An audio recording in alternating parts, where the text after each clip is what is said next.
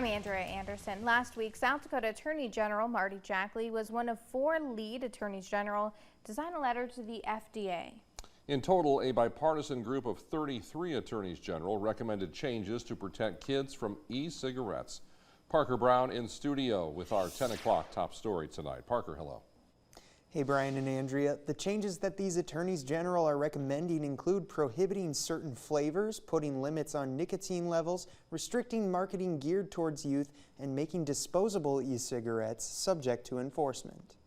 E-cigarettes or vapes can be disguised as a USB drive or an Apple Watch, and they're already in schools. It can be easy to see why parents and teachers have expressed concern. Sanford pediatrician Bianca Johnson explains the many adverse health effects of vaping. Not only do they have the nicotine that's also contained in cigarettes, which nicotine can be very damaging to your blood vessels and lots of other different areas of your body, but they also have other chemicals that is used to make the vapor that can be very irritating to your lungs, so it can cause some serious lung injuries as well.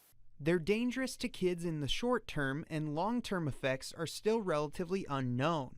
Companies have found ways to get around the ban on flavoring by selling one-time use cartridges. Couple that with certain marketing tactics, and youth are a targeted demographic to try it, and nicotine levels are high enough to get them hooked. I think that that's the problem, is that it's become common among youth, and so I think that the general idea is that they are safe, and they're not. In May, Minnesota settled a lawsuit with vape companies Juul and Altria. The suit was in response to violations of Minnesota's consumer protection laws, among other issues. It was a major step in attacking the epidemic of youth vaping and holding companies accountable. South Dakota sees a new way forward to address this issue. Sometimes court actions can take away the regulatory opportunities for the FDA, and we don't want to see that. In this instance, the FDA is tasked with this regulatory jurisdiction, and it's an area where I think they can act more fair by making it consistent with disposable and cartridges, and I just strongly feel this is the right avenue. Bipartisan support for these changes make Jackley optimistic that the FDA will take action. It's not political. It's in the best interest of our kids.